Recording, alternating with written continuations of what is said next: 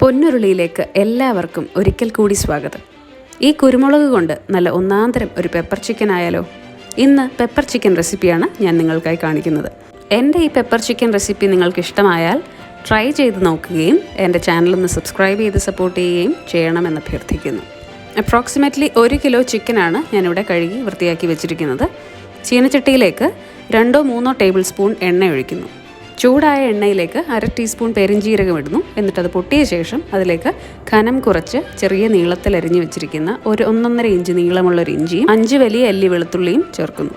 3 പച്ചമുളക് വീഡിയോയിൽ കാണുന്നത് പോലെ ചരിച്ച് കനം കുറച്ചരിഞ്ഞതും 2 വലിയ സവാള കൊത്തി അരിഞ്ഞതും ചേർത്ത് അതിലേക്ക് ഉപ്പും ഇട്ട് നല്ലപോലെ ഇളക്കി കുറച്ച് സമയം വഴറ്റുന്നു. സവാള ഒന്ന് വാടി സോഫ്റ്റായ ശേഷം അതിലേക്ക് 3 തണ്ട് കറിവേപ്പില കൂടെ ചേർത്ത് നന്നായി ഇളക്കുന്നു.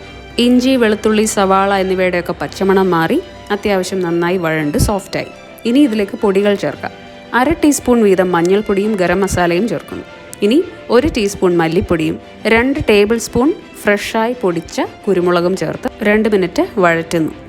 എന്നിട്ടിതിലേക്ക് കഴുകി വൃത്തിയാക്കി വെച്ചിരിക്കുന്ന ചിക്കൻ ചേർക്കുകയാണ്.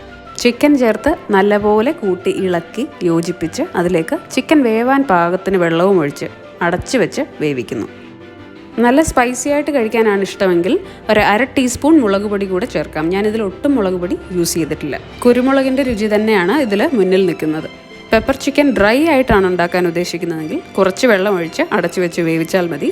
ചിക്കനിൽ നിന്നുള്ള വെള്ളവും ഇറങ്ങി പാകത്തിന് വെന്ത ശേഷം തുറന്ന് വെച്ച് ഡ്രൈ ആക്കി എടുക്കാം. പെപ്പർ ചിക്കൻ എന്ന് ഞാൻ ഗ്രേവിയോട് കൂടിയാണ് ഉണ്ടാക്കുന്നത്. അതുകൊണ്ട് കുറച്ചുകൂടി വെള്ളം ഒഴിച്ചിട്ടുണ്ട്.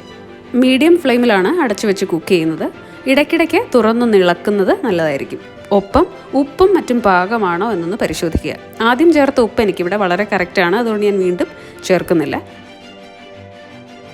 അങ്ങനെ കുറച്ച് സമയത്തെ പാചകത്തിന് ശേഷം ചിക്കനൊക്കെ നല്ലപോലെ വെന്തു. ഇനി അധികമായിട്ടുള്ള വെള്ളം ഒന്ന് വറ്റി ചാറൊന്ന് കുറുകാനായി തുറന്ന് വെച്ച് കുറച്ചുകൂടി ഫ്ലെയിം കൂട്ടി വെച്ച് പാകം ചെയ്യുന്നു. ചാറ് പാകത്തിന് കുറുകിക്കഴിഞ്ഞാൽ അടുപ്പിൽ നിന്ന് വാങ്ങാം. ചൂടോടുകൂടി ചപ്പാത്തിക്കോ പൊറോട്ടയ്ക്കോ ചോറിനോ ഒക്കെ ഒപ്പം കഴിക്കാൻ രുചികരമായ പെപ്പർ ചിക്കൻ തയ്യാറായി. നിങ്ങളേവരും ട്രൈ ചെയ്യൂ, അഭിപ്രായങ്ങൾ അറിയിക്കൂ. മറ്റൊരു നല്ല വീഡിയോയുമായി കാണാം. Bye bye.